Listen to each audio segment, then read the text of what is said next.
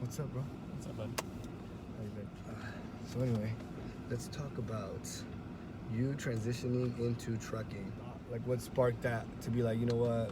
I'm tired of this like regular job thing. I want to do trucking. Well, trucking was easy because my dad's been doing it. The whole idea behind it was just I was tired of babysitting people.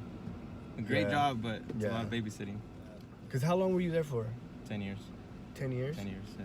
10 years. But I think a lot of it too, like with me, was I always envisioned having my own business. I just didn't know what direction to go with it. Yeah. And then, well, everybody here's a trucker, so it just kind of seemed like the thing to do. And having my own business just feels like my own personal growth. So it was just better than making money for somebody else. No, yeah, that makes perfect sense. I mean, and in trucking, and you do your own thing. You don't have necessarily a boss. I'm sure you have like, you know, certain timelines and. Yeah, I mean, at the end of the day, you gotta have your own schedule. You can't be lazy because then you don't make no income, right? But yeah, you have a lot more freedom as far as like planning ahead. If I want to take, you know, a week or 2 weeks off, then I can, and I don't have to ask for permission. I just take it off. Is there anything crazy you've seen or anything crazy you've heard of people seeing? Because that's the best part about trucking. Yeah, I always hear that the stories are always the crazy. I haven't seen anything. I mean, I've seen just some weird stuff, but nothing like holy crap, that's weird. Like, up until this trip, I mean, I slept next to a cemetery this trip, which was kind of like, it freaked me out myself just seeing it, but like nothing happened. Yeah. You know, but you always hear crazy stuff about like people seeing stuff at night, or I don't know. I haven't seen anything. I've had a couple days that I've seen weird stuff because I was so tired of driving that I was like hallucinating almost. That's insane. Yeah, but those days, like, you know, I was starting out. I wasn't used to that lifestyle. Now it doesn't happen. Now it's just whatever. But I do hear stories. Like my dad's told me stories. My uncle's told me stories. But I haven't seen it. Tell me the one about your dad when it flipped or what, and the little girl. Yeah. So my dad had it was a couple years ago, but my dad had an older truck. Yeah. Go on. Yeah, he was driving flatbed at the time. And when they loaded him incorrectly. They had he was carrying, I think it was sheetrock for like houses. Yeah. And they loaded him, but it wasn't leveled. So as he was driving, it was like going more slanted as it was going. Okay. And he told me that every time he stopped, he would tighten it and tighten it and tighten it to try to straighten that load back out, but it just wasn't happening. Anyways, eventually he was driving at like 3 in the morning, and he took a corner in the direction that the weight was shifted. Ooh. So it laid him flat. And the weird thing on that situation, he had an old truck. It was an old beat-up truck. I'm sure it was like a garbage-ass truck. Anyways, he could turn it on and pull the keys out, and it would stay running.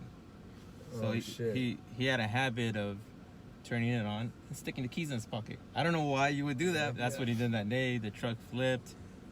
And he was saying that as he was sliding, he was seeing like a little girl in front of him. Like, he never physically hit the little girl, but like she was always in front of his windshield as the truck was on its side sliding forward. Yeah. And eventually the truck stopped grinding on the ground or whatever. And the little girl starts yelling at him, turned the truck off. The diesel tanks were ripped, so, you know, it's spilling diesel. And he said he kept trying, but the keys were in his pocket, and he just couldn't reach it because the seatbelt had locked from being sideways. And at that point, he said he doesn't know how. He was in the middle of nowhere. I don't know what state he was in. He said he saw flashing lights from a police officer that was on the other side of the highway. So I guess the cop went past him, found an exit, came back, and he went in there. He jumped in and he cut him out. And at that point, he was able to reach into his pocket, turn the truck off, and, you know, he jumped out. And after he jumped out, the cop asked my dad, "Where's the little girl?" Because he had seen the little girl too. That is so wild, man. You know? And my dad's like, I don't have nobody else with me. Yeah. So they both sat there looking for a little girl, and nobody knows where it came from. That's the craziest. Creepy, bro. That's the closest to me crazy story that I've heard. That's crazy just because not only... It's one thing if somebody tells you the story, you know, like you said, it could be like you're hallucinating. In that moment of shock. The shock, the shock could... You're seeing anything, you know? You start seeing things. But the fact that another person, and not even related remotely... you know, saw the same thing. The same little girl, I wonder what the cop thought. I don't know. That's the same thing I wonder. I wish I knew what happened with that, or how do you give up search on a little kid that you just saw in the middle of nowhere? Like, it's kind of, I don't know, it's just weird. That's so crazy, man. I've had situations like that where I'm driving down the road, like in the middle of nowhere. It's the same thing. It's 1, 2 in the morning. And I'll just be looking at the passenger seat, like man. somebody there. Sometimes I'll just like freeze, dude, and I'll be like, occasionally I'll look like nobody's there, right? Are we good? You know? I've done that in the rearview mirror, like even to the point where I'm driving and I'm just like, turn on the light real quick, and then I'll look, we're good, you know, and try to do it real cool in case the ghost is back there, doesn't know what's going on, you know.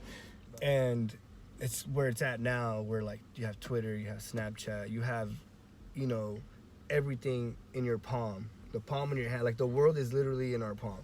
You know, if I want to know what's going on in Japan, let me go to Twitter real quick. You know, let me see what's going on in Syria. Like, it's just a crazy thought. Like, imagine people in like the early 50s. You know, if they got a glimpse into where we are now, like we are the future. Because back in the day, we would take our time. Back in the day, like it was so long ago, but anyways. But it was. I mean, but it was, bro. 10 years ago, we didn't have that. We'd go look at an encyclopedia, look up what this is made out of this. You know, you spend hours at a library. So nowadays, crazy. let me just Google it from my phone, right? Right away, and then bam, fast pace. Whereas of now, it's like you need a word, you look it up. You don't even know how to spell it. It's gone. As long as you get close enough, the phone has it. Yeah. Bro, I don't even know nobody's numbers. As a people in general, we have more time to go. Mm-hmm. And we already have nieces and, you know, nephews and people that they're looking to us now, you know? Mm-hmm. And we don't even realize it. There's our kids. So we already are inspiring this next generation. They're looking at us, we're inspiring them, and we're planting seeds in them. Because obviously they're going to hit a point and they're going to hit a stride where they follow their own path. Their own way, yeah. But they're going on that path with things that we implanted in them, like, you know, certain behaviors, you know, things like that. Yeah. So I look, and the only reason I think about this is because I look at my daughters, you know, and I try to be careful sometimes with how I am speaking, or, you know, what kind of energy am I putting out? Am I being negative all the time? Am I being a quitter? Am I being a winner? Like, what am I teaching them? What choices are they going to make where they get to a point, and rather than being like, let's get it, they're going to be like, fuck it. You know what I mean? I'm the same way with my little brother. Every time he does something, I'll see him get frustrated, and I'm just like, I have to keep my spirits up, right? Like, oh no, let's do this again. But like, I know if it was me, I'd be like, fuck that. Yeah, bro, in real life, you're like, man, I ain't going to throw all that goddamn trouble. But yeah, we think about it with that next generation, just knowing like, I don't want my daughters to quit, you know, or, you know, just my family in general to be like, I ain't doing it. Or to be afraid too. That's another thing I really try to like instill, because I feel that's like a big one. Yeah. Fear and confidence. Yeah. Yeah, exactly. Fear and confidence is the most difficult thing to overcome. Yeah, because fear is huge. I mean, fear is in all of us at all times. But in order, you know, we do things to overcome it. But it's like making sure that we are constantly teaching the next generation that, I think is super important. And that's why I don't agree with like the everybody gets a trophy thing. Like, nah, I don't agree with that either. I think it's bullshit. Let them lose. Yep.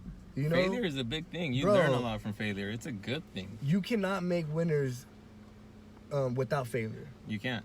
Because if everybody believes they win, then that's what they expect. So when they lose, how are they going to be able to, they're not going to be able to react. They're not going to know what to do. They're just going to be like, damn, like, you're winning your whole life, you know? And then you get that one loss, that could shut a person down, bro. Like, completely just shut you down. Yeah, you see that with boxers, right? Like, every now and then you lose a fight, and, you know, they come back with the rage, right? Like, they're ready to win, but... Yeah, because they know, like... If they got a trophy and they got the same, like, pay or whatever as the winner, it wouldn't matter. And you know what you can see it with, too? You said boxers was a good one. You can look at Julio Cesar Chavez, one of the greatest boxers of all time, right? Dude was broke, came up, struggled.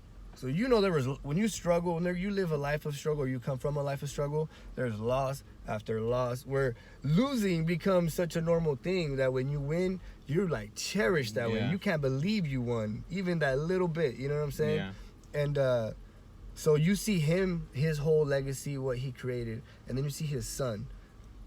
and you see that see the difference. Yeah, Huge difference. Yeah. You can tell that this kid, it's not that he's, you know, a bad person. You could just tell though that he's more spoiled than the he original didn't get to one, right? lose. Than the It's father. like, dude, what are we mad about? Like, why? You know, you can't. And not just with that. It's just with anything in general. You know, like if a famous person does a certain thing, and it's like the cancel culture kicks in. Mhm. Cancel them. You know what I'm saying? You're like, what? Like, because they said something in 2000 or 1990. That's another thing. Yeah, That them, was it's them how acceptable. far back they're going to find everybody's like word for word of what they Like, said. And come on, man. Yeah. Like, you're gonna try to cancel someone. How do you even cancel someone? That makes it just the logic isn't there for me. Mhm. It doesn't make no sense. Like, you can't cancel a person. The person, unless you kill them. That's the only way you cancel somebody. yeah, If you know, but they're like, no, we're just not gonna support them. Blah blah blah. And it's just there's no point to it. Like, we're just getting upset over things that make no sense mhm. for the most part. You know what I mean? Like, let them say what they gotta say. Let them be them. Just come on, man. If they're not hurting people, let people be who they want to be. That's just, you can't even do anything about it. Even if you cancel them or whatever the case is, that person is going to be the same person. I wonder what it is that's making people so sensitive in general. It's like, the trophies.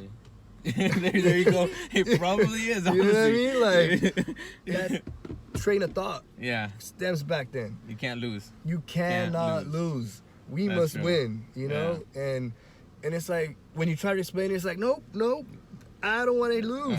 I got to win. I don't want to hear that. That's true. And there's no communication. That's the thing, is they're cutting the communication. It's like, nope, my teacher told me I get a trophy, you get a trophy, we all get trophies. How come you got a trophy? We're I don't have a equals. trophy.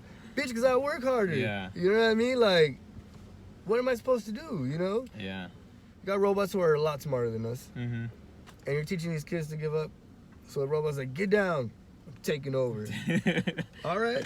Bet have that. Extinction. Like, hell no. We're I'm done. going Will Smith, baby. We going out. Like, you know, I'm going out with a fight. But anyway, thank you for coming, sir. Yep. Always good seeing you. Have Yep. to do this again. Yep. And thank you for the, what is it? Peach?